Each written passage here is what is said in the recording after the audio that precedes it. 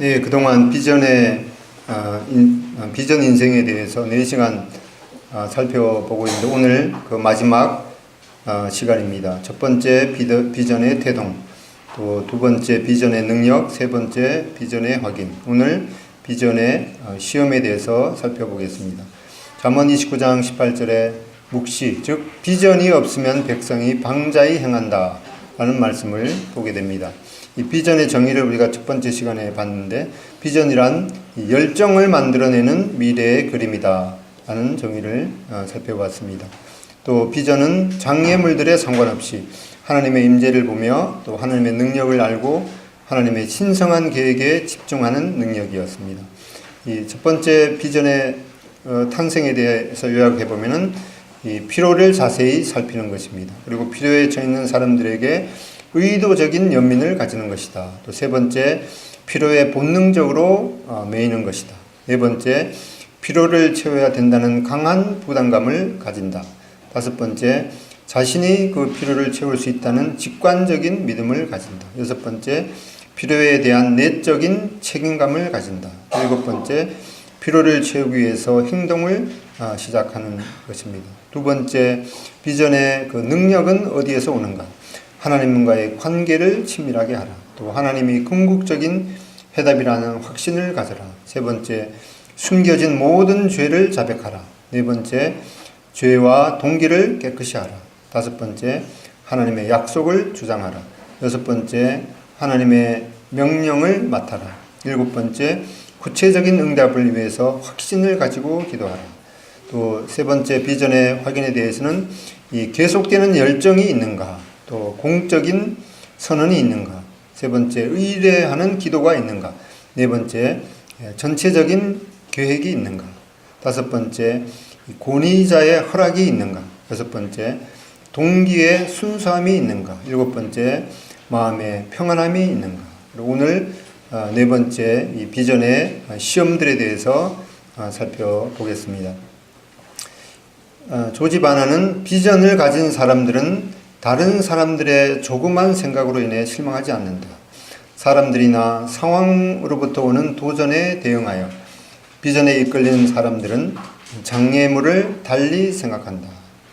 또 이 고통이나 번민 그리고 실패를 통해 인내를 먼저 배우기 전에는 아무도 다른 사람을 지도할 권리를 갖지 못한다. 이 참을 인자가 보면은 이 마음심, 그 심장 위에다가 칼을 올려져 있습니다. 이렇게 이 참는다는 것이 어떤 의미인지 우리가 새기게 됩니다.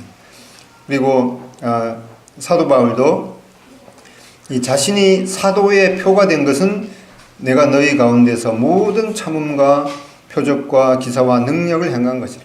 이 사도 바울이 내가 하나님의 사도라는 그런 증거를 표적 이런 걸 이렇게 열거하기 전에 먼저 이 모든 참음, 내가 너희들 가운데 얼마나 인내심을 가지고 가르쳤는가, 그것이 바로 사도의 이 표라고 이렇게 했습니다.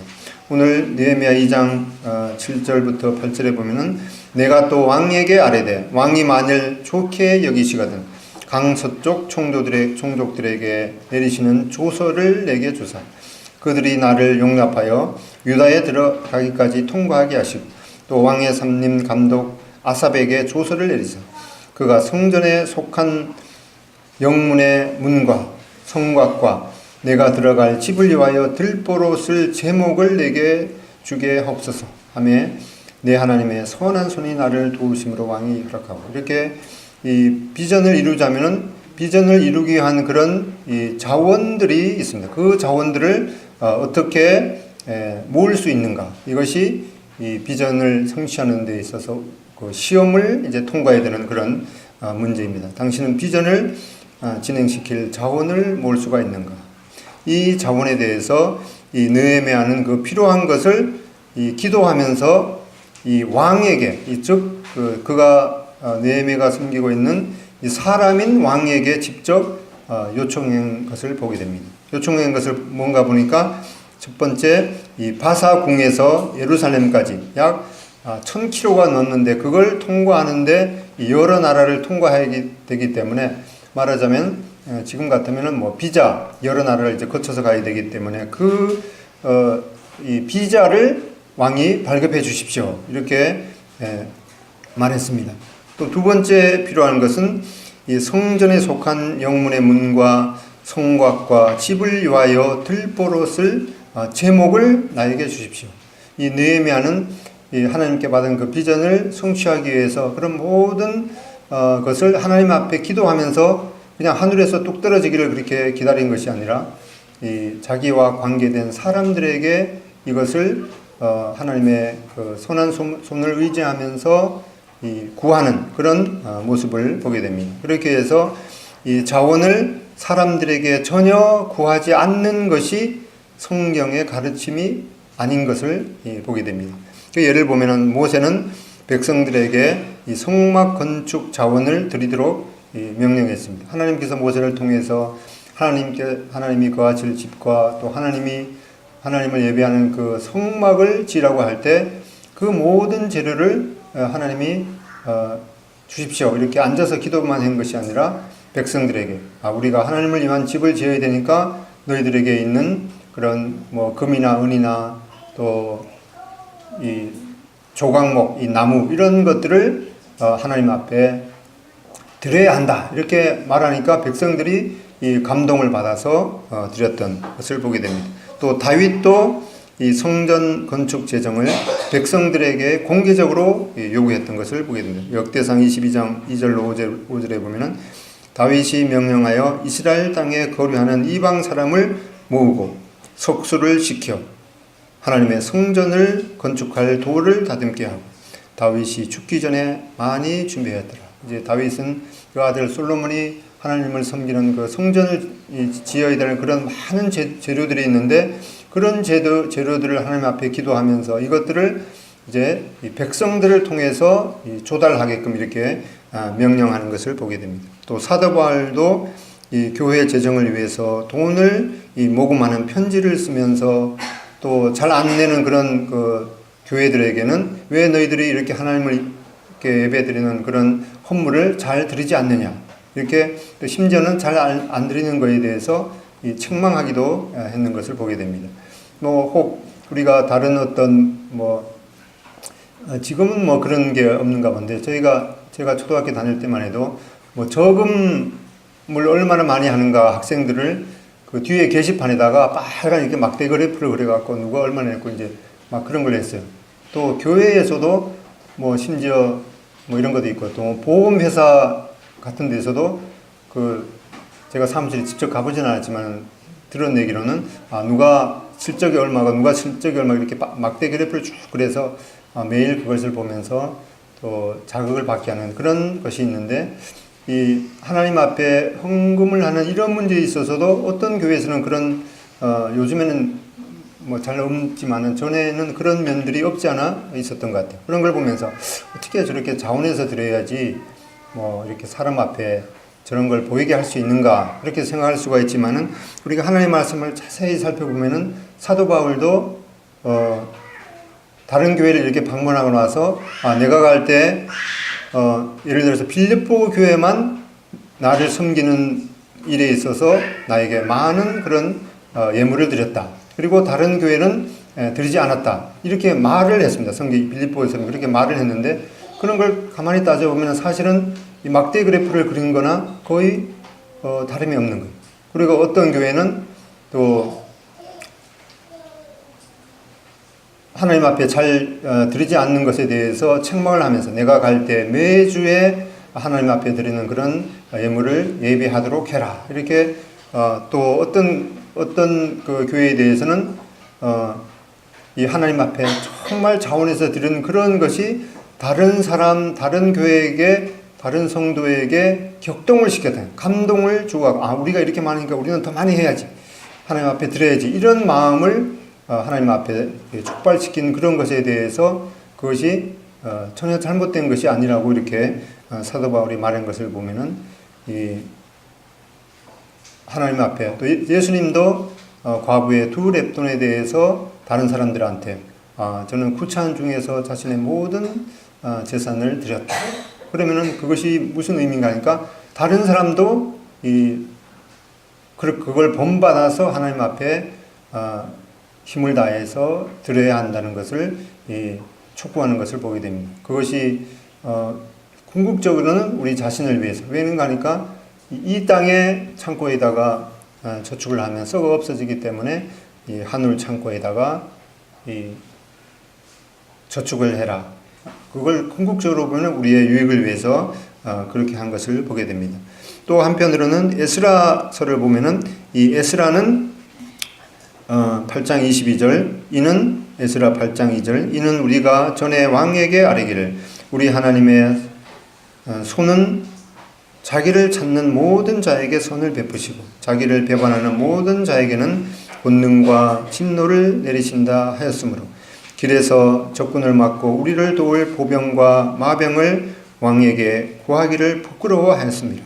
그러므로 우리가 이를 위하여 금식하여 하며 우리 하나님께 간구하였더니 그의 응낙하심을 입었느니라. 여기 에스라는 이 도중에 적군을 막고 우리를 도울 보병과 마병을 이 왕에게 구하는 것을 부끄럽게 여겨서 이 하나님 앞에만 이렇게 간구했다고 이렇게 나오고 있는데, 그러면 에스라나 느헤미야 중에 누가 옳고 누가 틀린 것인가, 그런 것을 생각할 수가 있겠지만 이것은 그 상황과 그때의 상황과 또 이 하나님 앞에 하나님을 섬기는 그런 방식이 조금은 다른 것이지 둘 중에 누가 틀린 것이 아닌 것을 보게 됩니다. 사도 바울도 복음을 전하면서 어떤 데는 그 하나님께서 능력 가운데 이 사도 바울을 보호해 주셨습니다. 어떤 때는 사도 바울은 그런 위급한 상황에서 이 하나님의 능력을 의지하기보다는 도망을 갔어요. 어떤 때는 그런 위급한 상황을 직접 당하면서 매를 수십 대나 맞는 그런 상황을 보게 되는데, 그러면은 어떤 때가 틀리고 어떤 때가 맞는가 그렇게 생각할 것이 아니라 각 상황과 또 각 어떤 그 상황 가운데서 주님께서 인도하시는 것이 다르시기 때문에, 그래서 우리는 매 순간 이 하나님을 의뢰하게끔 하기 위해서 그런 면들을 보게 됩니다. 이 새들도 하나님께서 먹이신다고 이렇게 말씀했습니다. 마태복음 6장 26절 공중의 새를 보라 심지도 않고 거두지도 않고 창고에 모아들이지도 아니하되 너희 하늘 아버지께서 기르시나니 너희는 이것들보다 귀하지 않느냐. 까마귀를 볼 때에도 하나님이 이렇게 기르신다고 했는데, 그러면은 둥지에서 까마귀가 가만히 있으면은 모기가 어디서 떨어지는 것인가? 그것이 아니고 욥기 38장 41절 까마귀 새끼가 하나님을 향하여 부르짖으며 먹을 것이 없어서 호우적거릴 때 그것을 위하여 먹이를 마련하는 자가 누구냐? 먹이를 마련하는 자가 누구이겠습니까? 어미 새겠죠. 또 조금 크면은 또 자기가 직접 이렇게 찾아야 되고, 그래서 새들도 하나님께서 먹이신다고 이렇게 말씀하시지만은 하나님께서 어디에 그 먹이를 예비하셨는지 부지런히 날아다니면서 찾는 면들을 보게 됩니다. 이렇게 시작하려고 할 때 돈이 충분하지 않다고 걱정하지 마라. 제한된 자금은 축복이지 저주가 아니라. 또 비전을 가진 사람들은 단지 자원이 없어 보인다는 이유로 하나님의 비전을 절대 묵살하려고 하지 않는다.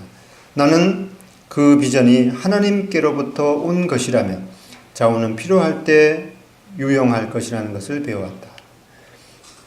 이 느헤미야 2장 9절에 보면은 군대 장관과 마병을 보내어 나와 함께 하시기로 내가 강 서쪽에 있는 총독들에게 이르러 왕의 조서를 전하였더니, 이제 느헤미야는 이 왕의 그 바벨론 왕의 허락을 맡아서 이제 예루살렘을 방문하기로 이제 잡혀 있습니다. 약 1000km를 가야 되고 또 거기에서 일을 이제 처리해야 되니까 이 느헤미야는 이제 이 성벽 재건이라는 비전을 성취하기 위해서 이 자기가 현재 있는 그 직장, 그 관직을 최소한 몇 달 동안은 이 사임해야 되는 중대한 변화를 맞았습니다. 느헤미야 2장 6절 그때 왕이 내게 이르시되 네가 몇 날에 다녀올 길이며 어느 때에 돌아오겠느냐 하고 왕이 나를 보내기를 보내기를 좋게 여기시기로 내가 기한을 정하고, 이렇게 느헤미야는 이제 왕의 허락을 맡아서 예루살렘으로 가서 거기에서 일을 처리해야 되는 그런 몇 개월의 기간 동안 자기의 직장을 이제 사임해야 되는 그런 변화를 맞았기 때문에 이제 그의 삶에 있어서 이 중대한 그런 우선순위를 재조정하는 시험을 맡게 됩니다. 그렇게 해서 이제 불필요한 일은 중단을 해야 됐습니다. 두 번째로 다른 사람이 할 수 있는 일은 위임을 해야 했습니다. 세 번째로 이제 부차적인 일은 뒤로 미루어야 했습니다. 뭐 경영학에선가 뭐 어디에서 이렇게 80-20 법칙이라는 게 있습니다. 이것은 이 80%의 효과는 20%의 노력으로 얻어진다는 법칙입니다. 또 20%의 중요한 일에 노력을 집중해서 성공적인 삶을 살 수 있다는 것입니다. 또 세 번째, 이 시간 관리에 있어서 이 긴급성보다는 중요도에 따라서 행동을 해야 됩니다. 말씀을 이렇게 들으실 때 듣는 것도 중요하지만은 앞에 스크린을 지금 보는 것이 좋겠습니다. 시간 관리에 있어서 긴급성보다는 중요도에 따라서 행동을 해야 됩니다.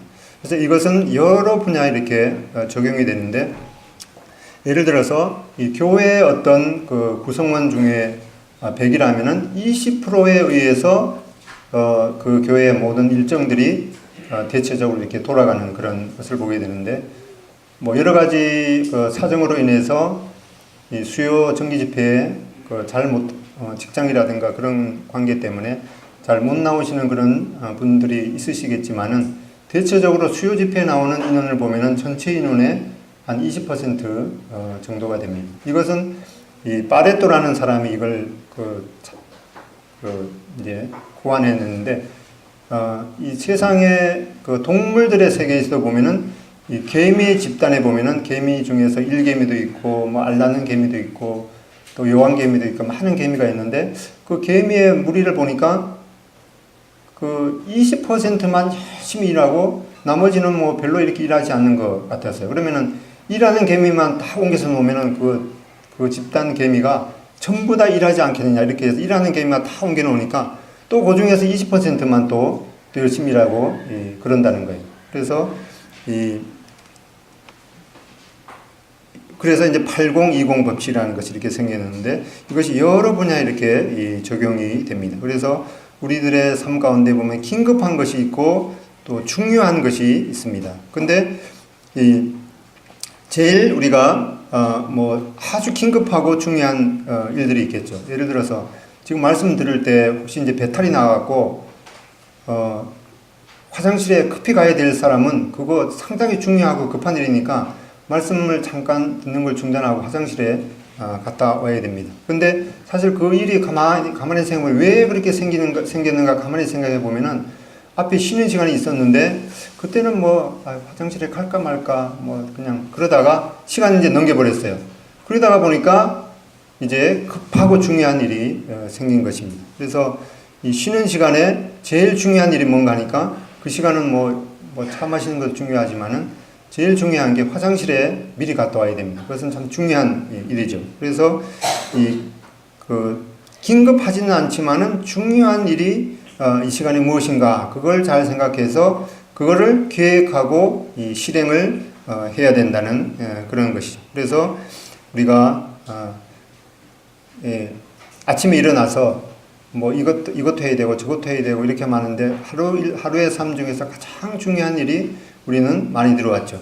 이 말씀을 직접 대하고 듣고 하는 것.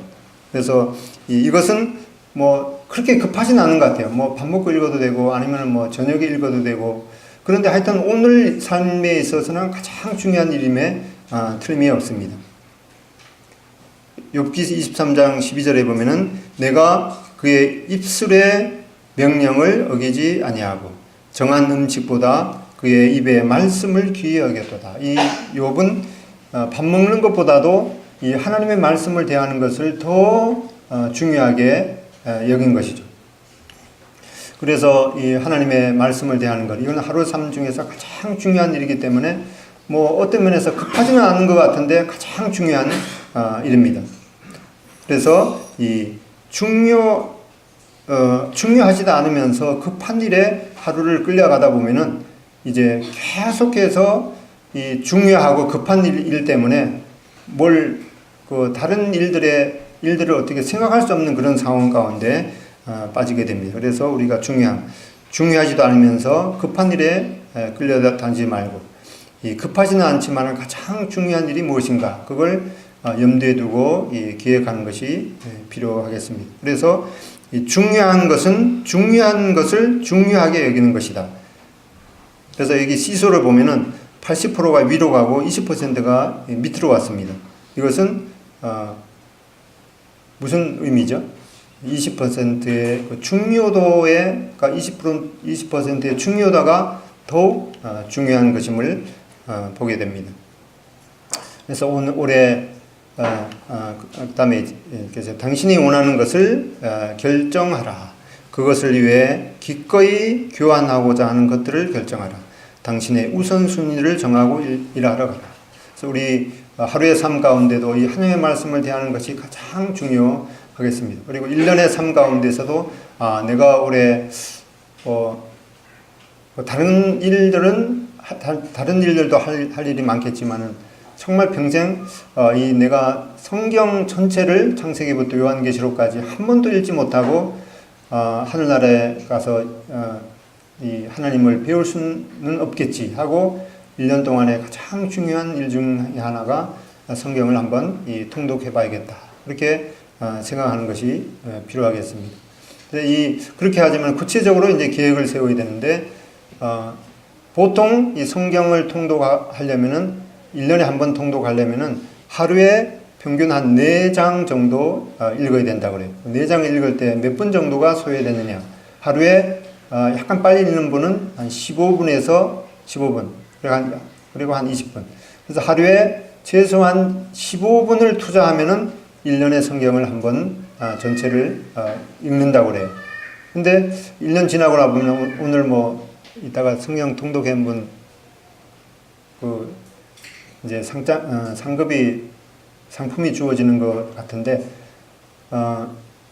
1년 돌아보면 내가 연초에 성경 한번 통독해야지 하다가 1년 다 되고 보니까 못했네, 이렇게 생각이 드는데, 왜 하루에 15분을 투자하지 못해서 내가 이 성경을 1년에 한 번 통독하지 못했는가, 그런 걸 한번 돌아보시고, 하루에 15분, 어떤 면에서 별거 아니겠죠.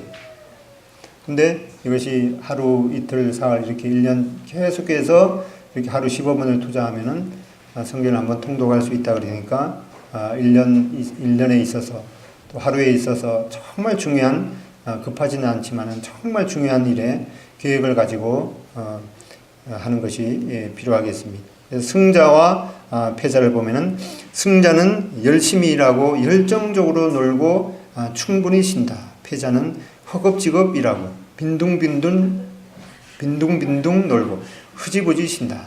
그래서 어떤 학생들을 보면 나는 죽으라고 공부하는데 죽으라고 성적이 안 올라간다. 그런데 어떤 분은 너는 죽으라고 공부하니 나는 집중해서 공부한다. 그래서 물론 머리에 그런 것도 있겠지만은 하나님께 주시는 그런 능력 안에서 정말 집중해서 무슨 일이든지 집중하는 그런 것이 필요하겠습니다. 근데 유독 우리나라에서만 이 성적 갖다가 순위를 매기고 이제 그런 것이 있는데, 미국 같은 데만 해도 하버드대에 이렇게 들어가려면은 성적도 성적이거니와 자기가 좀 잘할 수 있고 즐기는 최소한 스포츠 종목 하나는 있어야지 된다는 그런 얘기를 들었는데, 그래야지 몸이 건강해지 또 공부에다 집중할 수 있기 때문에 이렇게 놀 때는 충분히 또 쉬고 또 열정적으로 노는 이러한 태도가 우리 학생들에게 필요하겠습니다. 인생의 중요한 3가지 질문 한번 살펴봤는데, 언제가 가장 중요한 시간인가? 내가 이제 내년부터는 참 하나님의 말씀에 집중해서 듣고 성경도 한번 통독해야지. 이제 그 생각도 중요하겠지만 지금 이 시간에 하나님의 말씀을 우리가 살펴볼 때 지금 이 하나님의 말씀이 나에게 무엇을 말씀하시는가 집중하는 것이 필요하겠습니다. 누가 가장 중요한 사람인가? 늘 나와 함께 있는 사람. 내년에는 참 어려움 가운데 있는 성도들을 위해서 기도하고 후원해야지. 이제 그런 마음을 가지고 마음이 저 멀리 아프리카 이런데 가는 것도 나쁘지는 않겠지만 정말 우리 가족 중에서 아니면은 먼저 내가 매일 지내고 있는 우리의 가족 중에서 내 자녀가 또 하나님의 말씀에서 멀어져 있지는 않는가 이렇게 살피고 또 어떻게 이 하나님의 말씀에 집중할 수 있도록 도울까 그런 것이 필요하고 그렇게 해서 좀 이제 교회 안에서 또 이 어려움 가운데 있는 성도가 누가 있는가 이렇게 살피고 점점 마음을 확장하는 것이 필요하겠습니다. 이 등잔 밑이 어둡다는 그런 속담도 있는 것을 보게 됩니다. 그리고 무엇이 가장 옳은 일인가? 지금 옆에 있는 사람에게 선을 베푸는 것. 이것이 세 가지 질문의 그 중요한 질문을 생각해 보게 됩니다. 그 볼록 렌즈를 이렇게 집중을 하면은 이 불이 붙게 되죠. 이것이 바로 이 어떤 것에 집중할 때 어떠한 일이 일어나는가 이런 좋은 얘기도 합니다. 매일 자매님들이 요리를 하면서 이 사실을 아마 모르셨을지도 모르겠습니다. 칼의 절삭력은 예리한 칼날의 집중력이다. 당연한 건데 이 클레디 케이드라는 말이 이 말을 해갖고 유명해졌더라고요. 칼의 절삭력은 예리한 칼날의 집중력이다. 또 이제 이 세 번째 소문의 시험을 겪게 됩니다.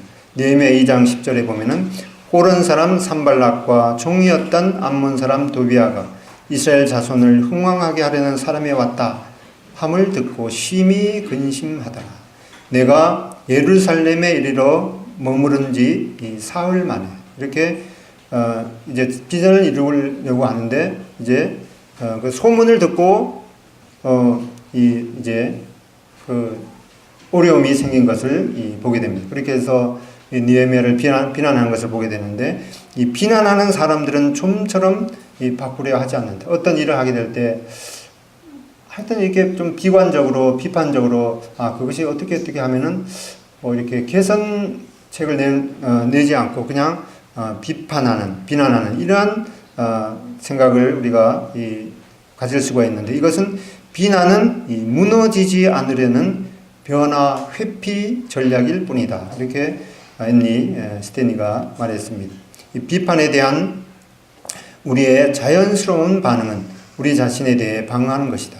우리의 비전이 공격을 당할 때는 특히 그렇다. 우리는 우리를 비판하는 사람이나 또는 비판을 되풀이하는 사람들과 대화하고 싶어 한다. 따라서 우리는 보통 우리의 대답에는 관심 없는 사람들의 질문에 답하느라고 에너지와 생각을 허비하고 있다. 그 점을 깨닫지 못한다면 초점은 빗나가기 시작할 것이다. 우리는 비전 중심이기보다는 서서히 비판 중심이 된다. 어떤 좋은 비전을 성취하게 될 때 그런 비난을 들으면 그런 비난에 대해서 비판에 대해서 계속해서 변명하고 그러다가 보면은 이 비전이 중심이 되는 것이 아니라 그 비판이 중심이 되는데 이러한 것을 이제 피해야 된다고 말하고 있습니다. 그러면 이런 이 루머 소문을 잠재우는 방법이 무엇인가? 느헤미야는 이 비판을 일일이 다 방어하지 않고 예루살렘으로 가서 이 성벽을 건축을 했습니다.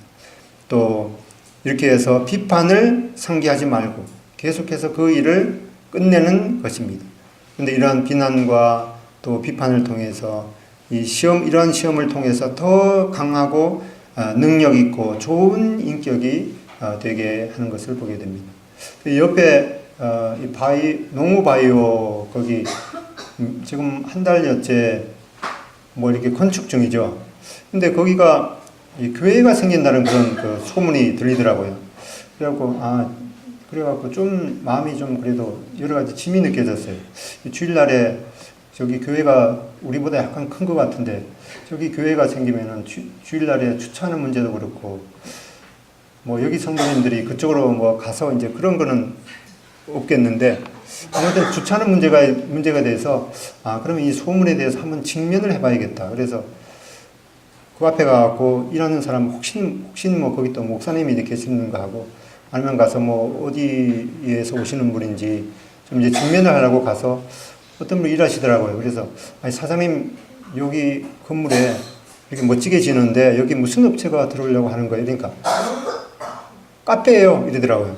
그래서 저는 이제 교회라는 말이 나올 줄 알고 좀 이렇게 어떻게 잘 꾸미는지 구경해도 되나니까 마음대로 이렇게 구경하라고 그러더라고요. 그래서 1층도 가고 2층도 가고 3층도 가고, 그러니까 사람들이 각 층에서 일하더라고요. 이제 각 층마다 물어봤어요.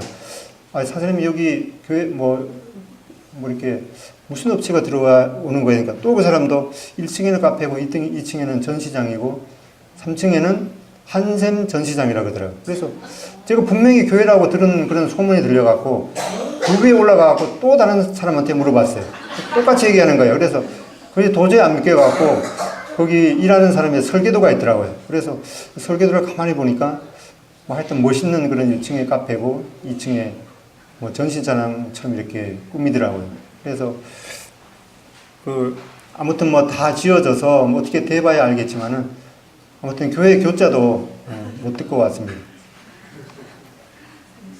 약간은 좀 이제 거기가 뭐 주일날에도 문을 이제 열기는 하겠지만은 이 교회가 들어와서 주차하는 그런 문제는 좀 없을 것 같아요. 그래서 좀 약간 안도가 되었습니다. 네 번째, 재평가의 시험입니다. 2장 12절을 보면은 내 하나님께서 예루살렘을 위해 무엇을 할 것인지 내 마음에 주신 것을 내가 아무에게도 말하지 아니하고 밤에 일어나 몇몇 사람과 함께 나갈새 내가 탄 짐승 외에는 다른 사람이 없더라. 그 밤에 골짜기 문으로 나가서 용정으로 분문에 이르는 동안에 보니 예루살렘 성벽이 다 무너졌고 성문은 불탔더라. 여기 12절, 내 하나님께서 예루살렘을 위해 무엇을 할 것인지 내 마음에 주신 것. 이것이 바로 느헤미야의 비전이죠. 또 개역 성경에 보면은 내 하나님이 내 마음을 감화하사 예루살렘을 위하여 행하게 하시는 이 비전에 대해서 이제 비전을 마음에 품고 이 느헤미야는 자기가 비전을 성취하는 그 장소를 이제 밤에 일어나서 직접 보고 오는 것을 보게 됩니다. 14절, 앞으로 나아가 14절, 앞으로 나아가 샘문과 왕의 못에 이르러서는 탄 짐승이 지나갈 곳이 없는지라. 그 밤에 시내를 따라 올라가서 성벽을 살펴본 후에 돌아서 골짜기 문으로 돌아왔으나 방백들은 내가 어디 갔었으며 무엇을 하였는지 알지 못하였고 나도 그 일을 유다 사람들에게나 제사장들에게나 귀족들에게나 방백들에게나 그 외에 일하는 자들에게 알리지 아니하다. 이 느헤미야는 이제 자기가 자기 마음을 하나님께서 감화하서 예루살렘을 위해서 성민을 위해서 할 수 있는 그 일에 대한 비전을 품고 이제 직접 그 장소를 밤에 몇몇 사람과 함께 찾아갔습니다. 근데 찾아가 보니까 자기가 생각한 것 이상으로 심각한 이 상황이었습니다. 느헤미야는 비로소 생각보다 심각한 그 현장을 직면하고 내가 이 비전을 하나님께서 내 마음을 감화해서 이 비전을 품었는데 직접 현장을 직면해 보니까 정말 이것을 이룰 수 있을 건지 없을 건지 이제 마음에 재다짐을 해야 되는 그런 상황을 맞았습니다.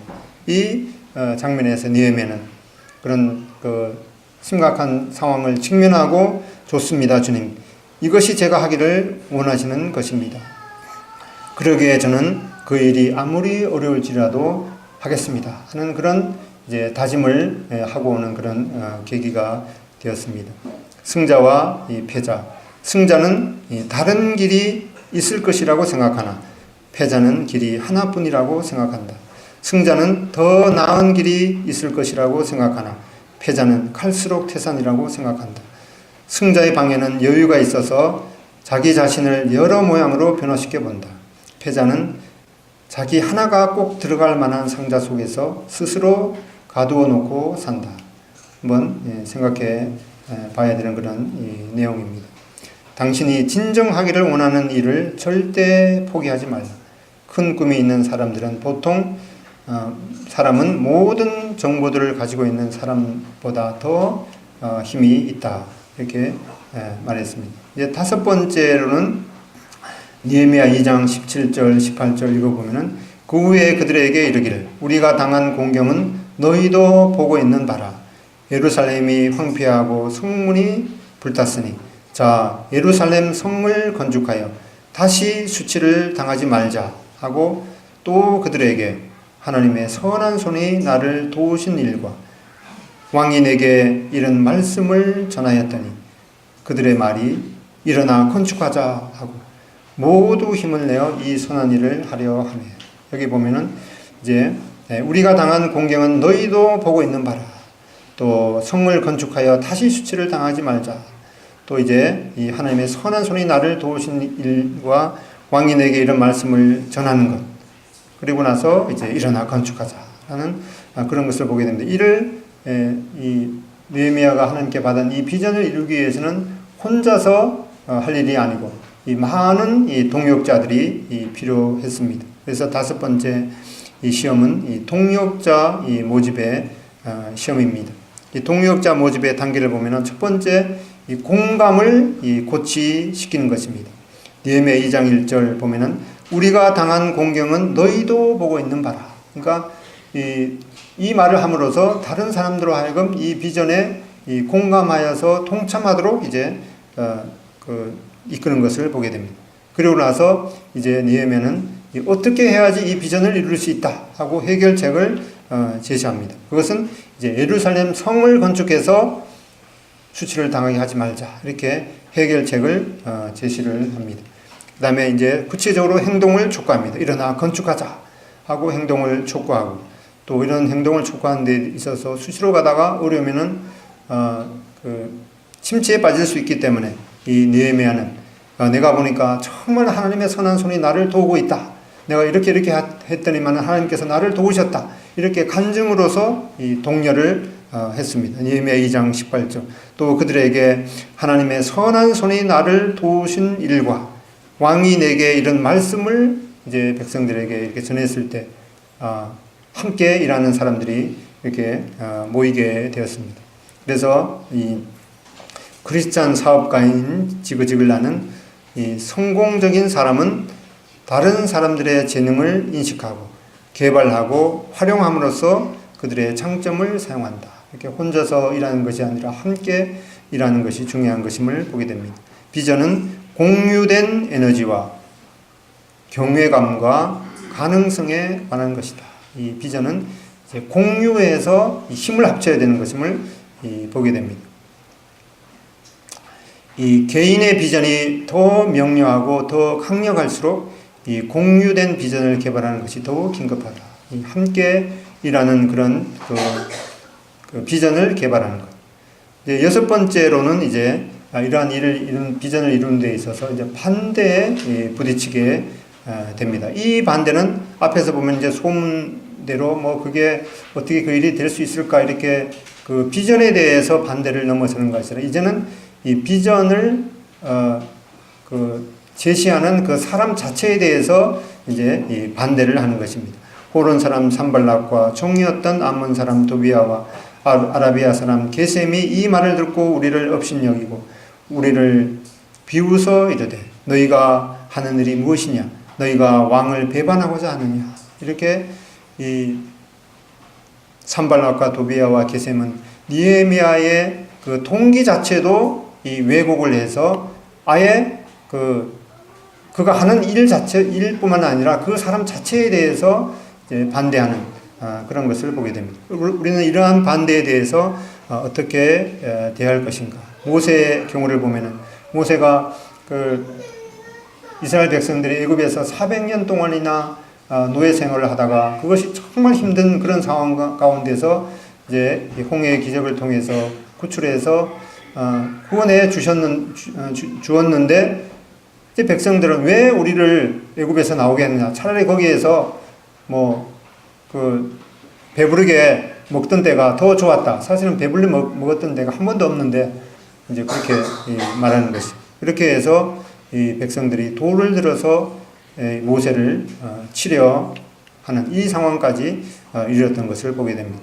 이런 태도에 대해서 이 모세는 하나님께서 모세에게 너는 내려가라. 내가 애굽 땅에서 인도하여 낸 내 백성이 부패하였도다. 이렇게 했을 때 하나님께서 이 모세에게 그러면 이 백성들을 더 심판을 할까? 이렇게 했을 때 이 모세는 그렇게 하지는 마시옵소서 하고 중보 기도를 드리는 것을 보게 됩니다. 출애굽기 32장 11절 어찌하여 여호와여 어찌하여 그 큰 권능과 강한 손으로 애굽 땅에서 인도해 내신 주의 백성에게 진노하시나이까. 주의 맹렬한 노를 그치시고 뜻을 돌이키사 주의 백성에게 이 화를 내리지 마옵소서. 이 모세도 하나님 앞에 정말 이 사람들 정말 되지도 않은 사람입니다. 좀 정신 좀 차리게 이렇게 해 주십시오. 이렇게 말할 수도 있었을 텐데도 불구하고 모세는 이 하나님의 진노를 이 백성들에게 내리지 마옵소서. 이렇게 중보 기도를 했을 때 하나님께서 정말 모세가 하나님의 마음을 가지고 있구나. 이렇게 감동을 받아서 뜻을 돌이키시는 것을 보게 됩니다. 사도 바울도 마찬가지였습니다. 디모데후서 4장 16절 내가 처음 변명할 때 나와 함께 한 자가 하나도 없고 다 나를 버렸으나 이 사도 바울이 정말 배고픔과 굶주림과 또 매맞아가면서 복음을 전하고 그들을 양육시켰는데 이 어려운 상황을 맞으니까 사도 바울에게 한 사람도 없이 떠나갔던 그런 면들을 보게 되는데 사도 바울은 그런 상황 가운데서도 나는 그들에게 허물을 돌리지 않기를 원한다. 하는 그런 마음을 보게 됩니다. 주님은 말할 수도 없죠. 주님의 경우에는 하나님의 말씀을 전하고 하나님이 나와 함께하고 내가 곧 이 보이는 메시아다 이렇게 증거했을 때 그 말을 들은 이스라엘 백성들이 편견을 가지고 결국에는 십자가에 못 박았는데 주님께서는 아버지여 저들을 사하여 주옵소서 자기들이 하는 것을 알지 못하니이다 이렇게 했던 것을 보게 됩니다. 이렇게 모세나 사도 바울이나 또 주님의 일을 보게 될 때 우리는 주님께서 용서를 원하시면 용서를 하겠습니다. 이러한 마음의 태도를 가지고 주님께서 주신 비전을 이루어가는 것이 필요하겠습니다. 큰 문제들을 지켜보라. 그것들은 항상 큰 기회로 변장을 하게 된다. 이 마지막에 이제 7번째 이 응답의 시험이 있습니다. 느헤미야 2장 20절에 보면은 내가 그들에게 대답하여 이르되 하늘의 하나님이 우리를 형통하게 하시리니 그의 종들인 우리가 일어나 건축하려니와 오직 너희에게는 예루살렘에서 아무 기업도 없고 권리도 없고 기억되는 바도 없다 하느니라.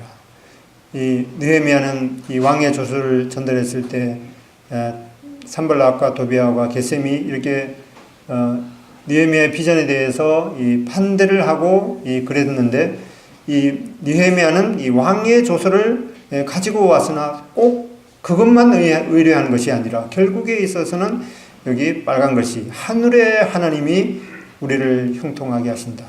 이 바벨론 왕의 조소가 우리를 형통하게 하는 것이 아니라 하늘의 하나님이 우리를 형통하게 하신다.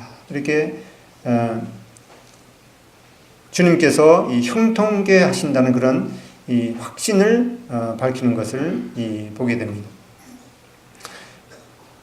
윈스턴 처칠이 어느 날 이 대학에서 나이가 이제 지극해서 대학에서 졸업식 그 축사를 해달라고 이렇게 부탁을 받았습니다.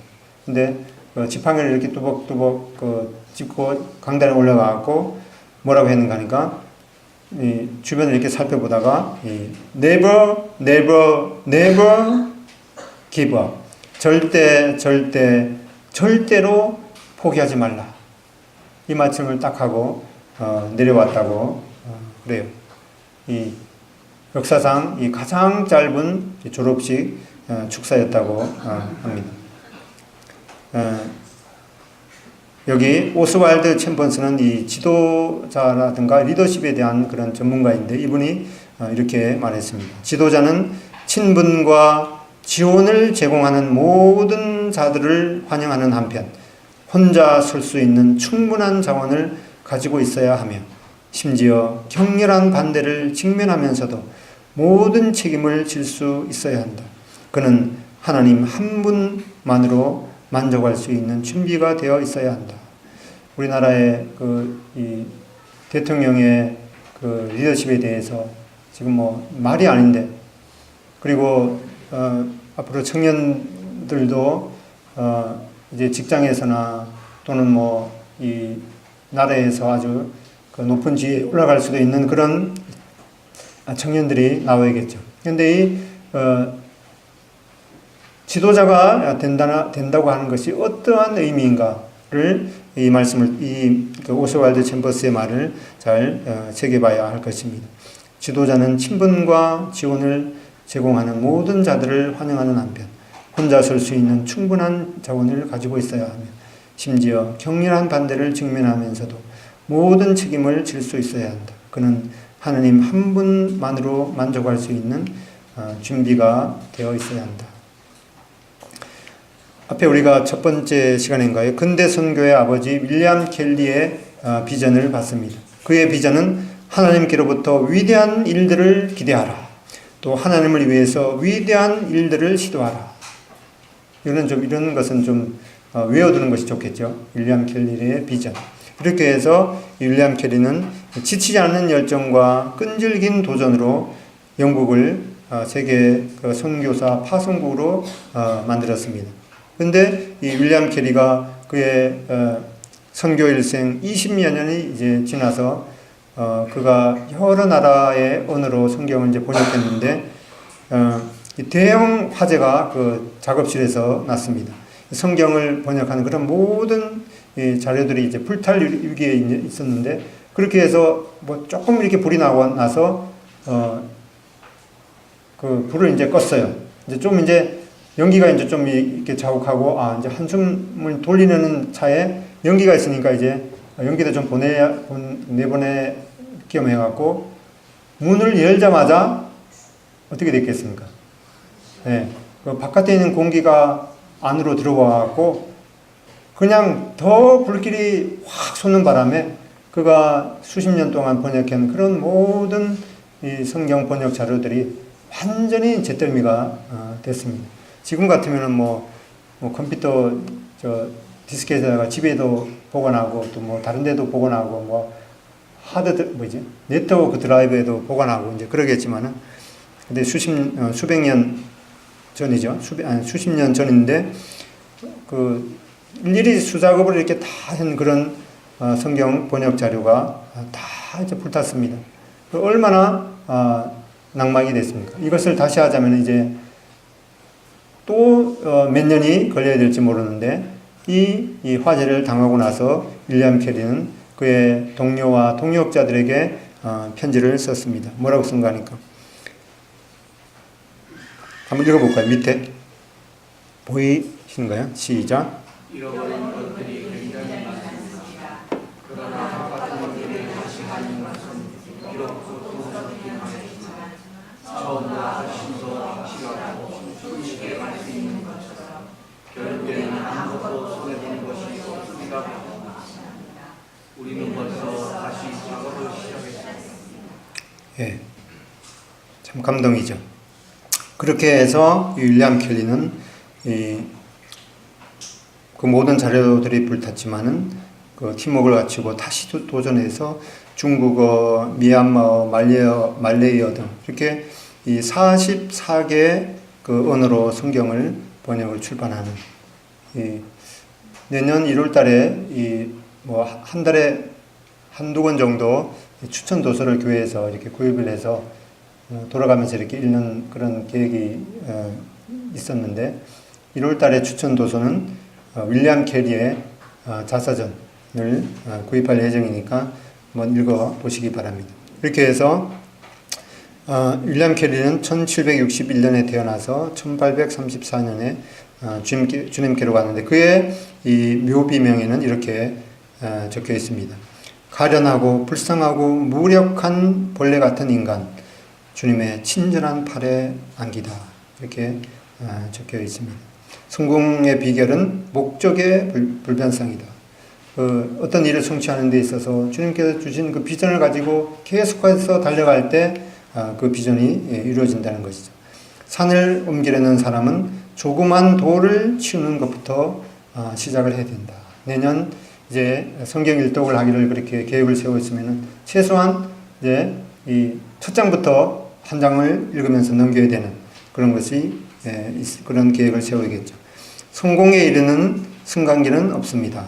한 계단씩 사용하세요. 여기에 이걸 갖다가 생각하면서 밑에 우리가 계단 올려올 때 성숙에 이르는 계단은 없습니다. 한 계단 한 계단씩 이렇게 적었습니다. 저널리스트 제이컵 리스는 아무것도 도움이 되지 않는 것처럼 보일 때 나는 깨질 조짐이 보이지 않는데도 바위 위에 100번을 망치질 않은 소공을 찾아간다. 101번째의 바위가 둘로 갈라질 때 나는 안다. 그것이 그 마지막 한 번 때문이 아니라 그 전에 모든 것이 합하여 이루어진 것이라는 것을. 그래서 우리가 누구한테 복음을 전하고 어떤 경우에는 그분이 참 복음을 깨닫고 구원을 확신하는 그런 경험을 하는 때도 있습니다. 그런데 그렇게 그 사람을 구원의 확신으로 이끌기까지 그 앞에 얼마나 많은 상황과 얼마나 많은 사람의 수고가 있었는지 우리는 잊지 말고 또 어떤 사람에 대해서 내가 이 건물을 쌓을 때 벽돌 하나를 올려야지 하는 그런 마음으로 하는 태도가 필요하겠습니다. 이렇게 해서 비전의 시험, 뭘 어떻게 극복할 것인가, 이 자원에 대한 시험, 또 두 번째 우선순위를 재조정하는 시험, 세 번째 소문의 시험, 네 번째 재평가의 시험, 다섯 번째 동력자 모집의 시험, 여섯 번째 반대의 시험, 일곱 번째 응답의 시험이 있습니다. 이 사람 어디서 많이 봤죠? 누군가요? KFC 사장 코로넬 샌더스입니다. 이 사람은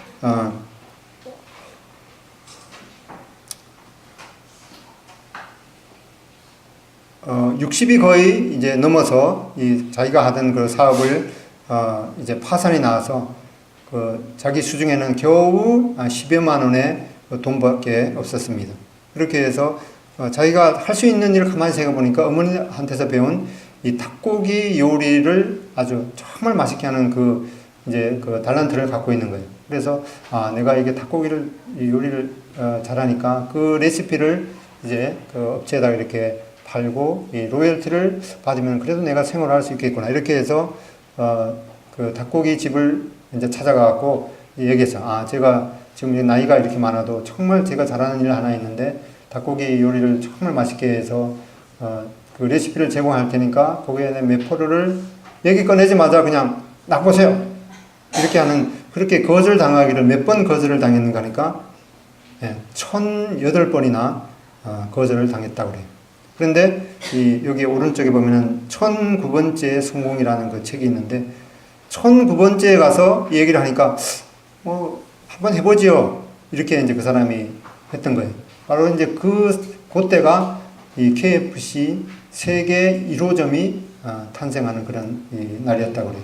근데 이 사람은 내 인생에서 하나님의 도움을 가장 절박하게 원하던 때가 있었다면 바로 그때였습니다. 60세가 넘어서 정말 인생의 파산을 하고 자기 수중에는 10여만 원 밖에 없었을 때 하나님의 도우심을 의지하면서 그렇게 나갔을 때 이 1009번째 이렇게 그 비전을 이제 태동을 보게 됩니다. 그래서 지금 그 KFC에서 한 해 동안에 그 치킨을 판 것을 다 끌어모아갖고 이제 일렬로 늘어놓으면은 지구에서 달까지 그 닭고기가 이렇게 쭉 늘어서고서도 남는다고 그럽니다. 그래서 잠언 24장 16절에도 대저 의인은 7번 넘어질지라도 다시 일어나거든요. 이 7.8기라는 말이 여기에서 했는 건지 하여튼 아무튼 이 7.8기라는 말이 바로 이거죠. 이 윈스턴 처칠이 말했던 것처럼 절대 포기하지 마라. 이렇게 해서 이제 느헤미야는 이 비전의 이 완성을 보게 됩니다. 성배역 역사가 52일 만에 끝나며 이 느헤미야가 품었던 이런 그 비전이 이제 성취되는 그런 이 순간입니다. 이 사도 바울의 이 비전, 디모데후서 4장 7절 8절 나는 선한 싸움을 싸우고 나의 달려갈 길을 마치고 믿음을 지켰다. 이 마지막 그 목숨을 남겨두고 내가 돌아보니까 나는 선한 싸움을 싸우고 나의 달려갈 길을 다 마쳤다. 이 하루 잠자리에 들면서 오늘은 무슨 일도 해야 되고 무슨 일도 해야 되는데 참 그 미련이 이렇게 남는 그런 마음으로 잠들 때가 있는데 이 사도 바울은 그의 인생 마지막에 이렇게 나는 내가 달려갈 길을 다 마치고 이제 내 앞에는 이 의의 면류관이 예비되어 있다. 이렇게 이 비전의 이 완성을 보게 됩니다. 예수님의 비전은 무엇이었겠습니까? 요한복음 17장 3절로 4절 영생은 곧 유일하신 참 하나님과 그가 보내신 자 예수 그리스도를 아는 것이니이다. 4절 아버지께서 내게 하라고 주신 이 일을 내가 이루고 아버지를 이 세상에서 영화롭게 하였사오니 이 주님께서도 이 완전한 인간으로 이 세상에 오셔서 아버지 하나님께서 이 예수님에게 맡기신 그런 모든 일들을 이제 다 마쳤다. 우리가 다 이뤘다. 그것은 이제 모든 죄값이 청산되었다. 이제 그런 의미도 있고 또 아버지 하나님께서 예수님에게 맡기신 그런 모든 일들을 다 이루었다라는 그런 의미도 되겠죠. 그래서 4절 예수님께서 아버지께서 내게 하라고 주신 일을 내가 이루고 아버지를 이 세상에서 영화롭게 하였사오니 예수님께서도 이제 이 세상에서의 육신의 이 마지막을 남겨두고 예수님의 인생을 회고하면서 내가 이제 아버지 하나님께서 내게 하신 일을 다 마쳤습니다. 내가 할 일을 다 했습니다. 다 이뤘습니다. 이렇게 고백하는 것. 우리도 우리에게 남은 그런 인생의 기간이 얼마 될지는 모르지만 하나님께서 주신 그 인생의 기간 동안에 하나님께서 내게 맡기신 일이 무엇인가 그런 비전을 찾는 것이 참 중요한 일이라고 누차 말씀드렸죠. 그리고 그 비전을 이제 찾았으면 열정적으로 하나님의 도우심과 또 하나님의 능력을 의지하면서 달려가고 또 여러 가지 시험도 이제 극복하고 마지막 순간에 하나님께서 나에게 주신 이러한 모든 일을 이제 다 이뤘습니다. 이런 고백을 하는 것이 바로 이 가장 우리가 사모해야 될 우리의 마지막이 아닌가 생각이 듭니다. 그래서 아버지 하나님, 아버지께서 저에게 하라고 주신 일을 제가 이루어 아버지를 이 세상에서 영화롭게 하였습니다. 저도 주님께서 제가 세상을 떠날 때까지 주님께서 안 오신다면은 저의 묘비명에 이렇게 기록하고 싶습니다. 아버지 하나님, 아버지께서 저에게 하라고 주신 일을 제가 이루어 아버지를 이 세상에서 영화롭게 하였습니다. 우리 모든 성도들의 그런 마지막 그런 고백도 이와 같은 것이 되기를 소원합니다. 한번 읽어보겠습니다. 시작. 아버지 하나님, 아버지께서 저에게 하라고 주신 일을 제가 이루어 아버지를 이 세상에서 영화롭게 하였습니다. 아멘.